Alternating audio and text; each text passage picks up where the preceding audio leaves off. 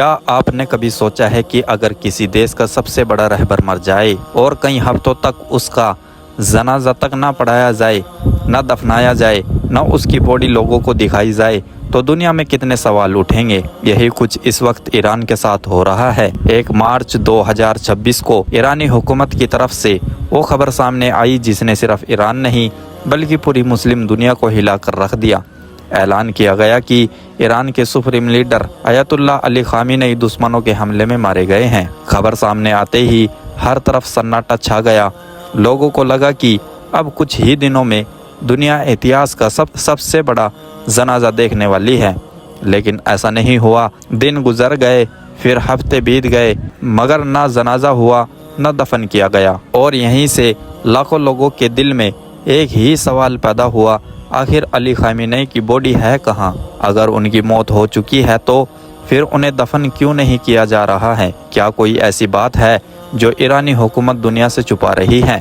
इन सवालों का जवाब समझने के लिए हमें आज से करीब 37 साल पीछे जाना पड़ेगा, क्योंकि आज जो कुछ हो रहा है उसका रिश्ता सीधे 1979 के एक ऐसे वाक़ये से जुड़ा है जिसे दुनिया आज तक नहीं भूली। ये वो साल था जब ईरान के पहले सुप्रीम लीडर अयतुल्ला रुहुल्लाह खामेनी का इंतकाल हुआ। उनकी मौत के बाद ईरान में जो मंजर बना वो इतना बड़ा था कि आज भी उसे दुनिया के सबसे बड़े जनाजों में गिना जाता है। लाखों लोग नहीं, करोड़ों लोग सड़कों पर उतर आए थे। हर तरफ इंसानों का समंदर था। लोग रो रहे थे, मातम कर रहे थे, अपने सीने पीट रहे थे और हर कोई बस एक बार अपने रहबर का आखिरी दीदार करना चाहता था। भीड़ इतनी ज़्यादा थी कि किसी को सही गिनती तक नहीं मालूम कि वहाँ कितने लोग थे। कुछ कहते हैं 80 लाख, कुछ कहते हैं 1 करोड़ से भी ज़्यादा। हालात इतने बेकाबू हो गए कि जनाजे का पूरा निज़ाम टूट गया। भगदड़ मच गई, लोग जख्मी हुए, कई लोग मारे गए। भीड़ ताबूत तक पहुंच गई, ताबूत टूट गया। रुहुल्लाह खामेनी की बॉडी ज़मीन पर गिर गई। लोगों ने उनके कफन के टुकड़े तक पाड़ लिए ताकि उन्हें अपने पास बरकत के तौर पर रख सकें। सिक्योरिटी वालों को हवा में फायरिंग करनी पड़ी, हेलीकॉप्टर बुलाना पड़ा, पहले जनाजा रोकना पड़ा, फिर कई घंटों बाद बहुत सख्त बंदोबस्त के साथ दोबारा दफन किया गया। अब जरा सोचिए, जब 1979 में सिर्फ एक नेचुरल मौत के बाद इतना बड़ा हुजूम उमड़ पड़ा था, तो आज क्या होगा? आज मामला उससे कहीं बड़ा है, क्योंकि इस बार कहा जा रहा है कि अली खामेनी बीमारी से नहीं मरे बल्कि दुश्मन के हमले में मारे गए। यानी उनके चाहने वालों की नज़र में वो सिर्फ एक लीडर नहीं रहे बल्कि एक शहीद बन गए। और जब किसी मुल्क का सबसे बड़ा रहबर दुश्मन के हाथों मारा जाए तो उसका जनाजा सिर्फ जनाजा नहीं रहता, वो पूरे मुल्क के गुस्से, दर्द और जज्बात का इजहार बन जाता है। यही पहली बड़ी वजह मानी जा रही है कि ईरान अभी उनका जनाजा नहीं करवा रहा, क्योंकि इस वक्त मुल्क पूरी तरह महफूज हालत में नहीं है। जंग का ख़तरा अभी मौजूद है, बड़े शहर अभी निशाने पर हैं।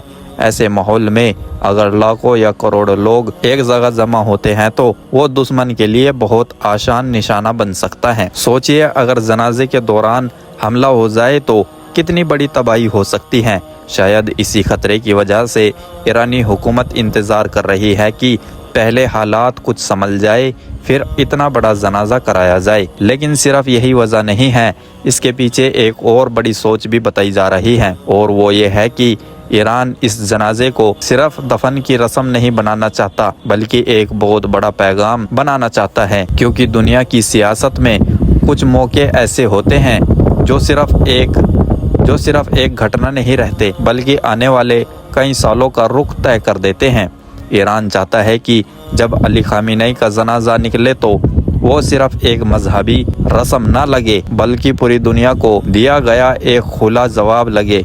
ऐसा जवाब जिसमें सड़कों पर इंसानों का समंदर उमड़ पड़े और दुनिया देखे कि एक रहबर की मौत ने इस सिस्टम को कमज़ोर नहीं बल्कि और ज़्यादा मजबूत कर दिया है। बहुत से जानकारों का मानना है कि ईरान इस जनाजे को एक सियासी और जज्बाती ताकत के प्रदर्शन के तौर पर इस्तेमाल करेगा ताकि अमेरिका, इजराइल और पश्चिमी दुनिया को साफ दिखाया जा सके कि एक आदमी को मार देने से पूरा सिस्टम ख़त्म नहीं होता, बल्कि कई बार ऐसा हमला लोगों को और ज़्यादा जोड़ देता है। यही चीज़ ईरान के अंदर भी देखने को मिल रही है। जो लोग पहले अलग अलग राय रखते थे, उनमें से भी बहुत से लोग बाहरी हमलों के बाद एक झंडे के नीचे आते दिखाई दिए, क्योंकि जब किसी मुल्क पर बाहर से हमला होता है तो अंदर के मतभेद अक्सर पीछे रह जाते हैं और कौमी जज्बा आगे आ जाता है।